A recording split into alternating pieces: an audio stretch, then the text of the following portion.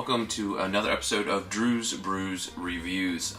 This week what I'm doing is an annual release I absolutely look forward to every year around this time. It's Bell's Hopslam. Great beer, Bell's Brewery out of Kalamazoo, Michigan. Probably one of the ones they are best known for that everyone anticipates, and sometimes it's a really hard beer to find. It's a double IPA brewed with honey. It's also dry hopped with Simcoe, and it has stone fruit added to it. Now, if you don't know what stone fruit is, those are basically any fruits that have a hard central seed that the fruit flesh surrounds. So what would be included in that would be plums, cherries, peaches, apricots, nectarines, and those type of fruits. So if you've ever had this before, you know this is probably not really a cherry plum stone fruit flavor that they're adding to this, but more the apricot peaches along those lines. So some of the information about this beer here. The ABV of this is 10%. As this is a double IPA, I'm going to have this a little bit on the warmer side, about 55 to 60, somewhere in there. The cost is $5 for this 12-ounce bottle. You can probably get it anywhere from $3 to $5. Typically, the specialty beers, when they come out in this size, $5 is kind of the standard around where I'm at. The availability for this is probably about mid to late January. So if you're interested in this beer, I say right after the new year, just kind of start poking around some of the beer websites and see when the release date's coming up. But typically, it's towards the end of January. With that out of the way, I'm going to go ahead and give this one a pour. This one pours out a really nice gold color. Really almost near 2.5 finger head on it. Lovely gold amber. Not getting the best light here for it, unfortunately. I apologize for that. Just slight cloudiness. Great fluffy white head. Really nice looking beer. Probably the only thing I've seen that's looked better than this recently would be the Stone's Enjoy by. Now that I've poured this out, I'm going to go ahead and take in the aroma for this one. This beer has a really attractive aroma on it. The nose is just fantastic. There's a floral quality to it that's not too soapy. This one kind of backs off that, I think, because of the honey that's there. That's really the backbone of this, that honey sweetness that's almost resiny. Just really great. It's a bit of grapefruit citrus there.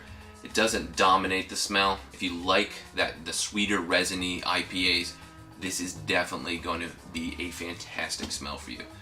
We'll go ahead and give this a try and see what it's like. The royal we, me and Domo-kun, are going to give this a try and we'll see what it's like. Nice creamy mouthfeel, real warmth the entire way through. That alcohol doesn't come through in a burning way, just as a nice warming. You can feel it going down, and it just really pleasant and gives this beer a nice heavy feeling to it. Not necessarily syrupy quality, but I like the beer to feel substantial, and this certainly does. There is, in the beginning, you get a bit of the hop bitterness. You start getting the notes of the honey and the floral qualities coming through.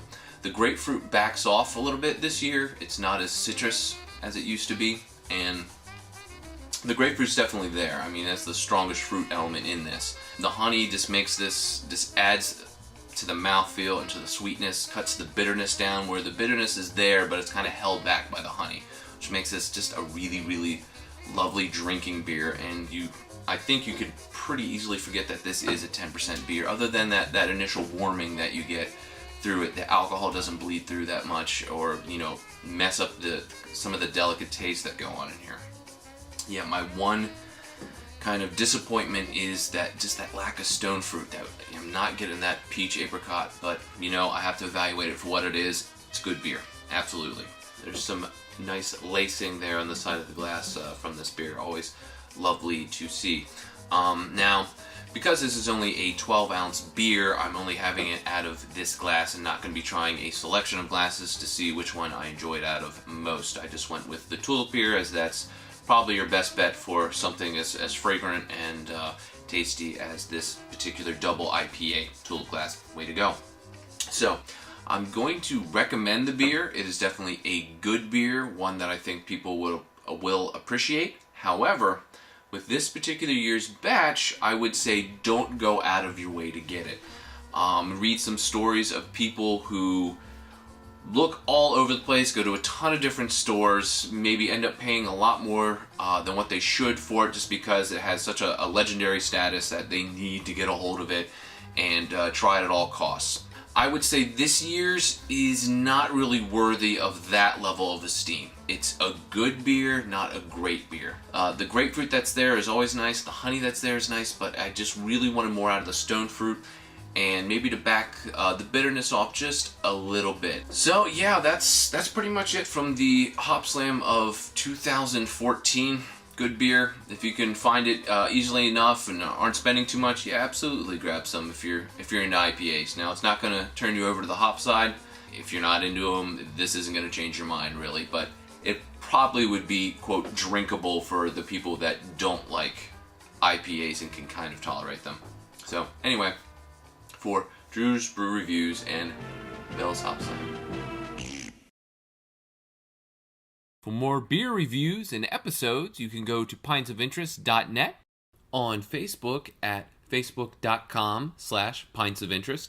You can also follow us on Twitter at pintsofinterest for 140-character beer reviews.